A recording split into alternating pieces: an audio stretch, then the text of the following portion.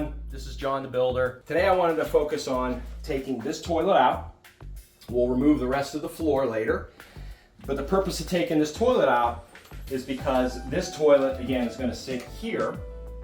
And I'll have to take the floor out to move the toilet drain. But today we want to take this out. So it's best to do this with another person. Mainly you're going to need a crescent wrench. You can get a couple different sizes, big ones, small ones. You're probably going to want a pan because the feed line here, which I already removed from the wall, but this feed line would come out of your wall or could come up out of your floor. It comes out of your wall, it's a whole lot easier. Slide that pan underneath of there so then when we take this apart, it's going to drip water. If you can get a bucket underneath of there, in case this is up a little higher and you can put a bucket, you might want to use that in case you got a lot of water. So let's put this here for now. We probably won't get any water out of this, but I'll show you how to take it apart. So we got the pan in place. Here's the toilet. I actually disconnected the water, but I want to show you. You've got water in the toilet. Mind that the toilet's dirty. All right, we're going to take the toilet lid cover, tank cover off. No need for that. It's kind of heavy, so take that to the side.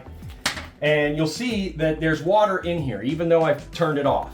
Basically, you get one flush once you've shut everything off. So in case you were to lose water in your house or you had to shut it off for a reason, you're gonna end up getting one flush. So we're gonna flush that, try to get all the water out of this tank that we can get out. The less water we have to deal with, the better.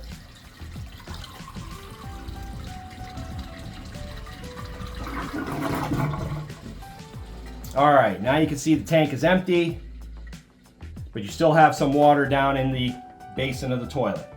So to make things a little easier and not messy, I like to use a trash bag, preferably a pretty heavy duty one, because once we lift this toilet up, I'm gonna have my helper, we're gonna put this underneath there and it'll help catch any of the water. Then what I like to do is move it over to here, get everything kind of prepped, get the tank lid off, make things a little lighter for us, and then we'll be able to dispose of the toilet. Let's say the water is still connected, right?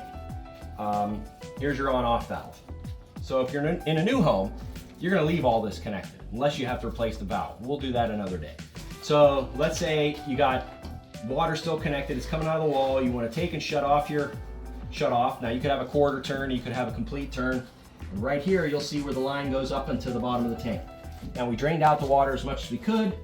Sometimes these take a crescent wrench. A lot of times they'll have these little wings so that you can just unloosen it.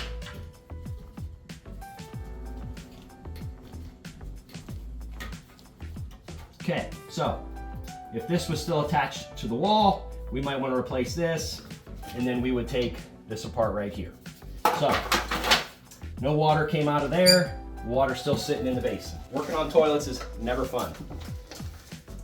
There's a lot of splashing that goes on with people who use this toilet before you, so it's not a good job. It's a pretty dirty job. What you're gonna end up doing to take the toilet apart is sometimes you'll have a decorative cap here, which there was at one time, but it got lost, and then you'll see that there's a little nut. So what we're gonna do is take a smaller crescent wrench, tighten it up on that nut, and start to loosen it up. Remember, lefty loosey, righty tighty. You're gonna end up taking that off. Now, I would recommend getting rid of all that and just getting new. It usually comes with the kit. You're gonna have the exact same thing on the other side, so I'm gonna go ahead and take that off now. I would definitely recommend wearing gloves doing this job. So, both nuts are out. I'm gonna take them, put them this side so I can throw them away later. We're gonna pick it up, put it in there, tilt the toilet because the water is still sitting inside the bottom of this bowl, but it has a trap. And so that's what keeps the air from coming up back inside, which is the exhaust gas fumes. So if you don't want your house smelling like a sewer, that's why they built this built-in trap. P-trap, no different than what's in your sink. So what we're gonna do is we're gonna pick this up, set it over there. You're probably gonna spill a little bit of water. You're gonna have some towels. In my case, we're doing some remodeling, so it doesn't really matter a whole lot. We're gonna go straight up.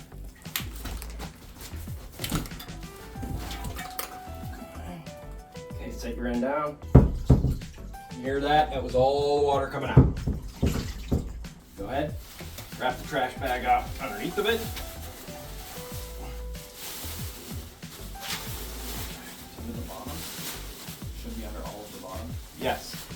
Try to get it all underneath the bottom. You got the back, I got the front, we're gonna carry it out. We got the toilet out, we carried it out. You can see here where the toilet sat. That was your wax ring. You got your toilet flange. You have the perimeter of the toilet. You can see how gross that is. What I would recommend in order to take all this wax off is a scraper. Unfortunately, I don't have my scraper here, so I'm gonna improvise. Grab 2 pieces of wood. Let's scrape this off. You don't have to do it right now, but I want to try to get stuff ready. You see that there was a rubber boot in there. That was their toilet flange seal. It's impregnated in the wax rings.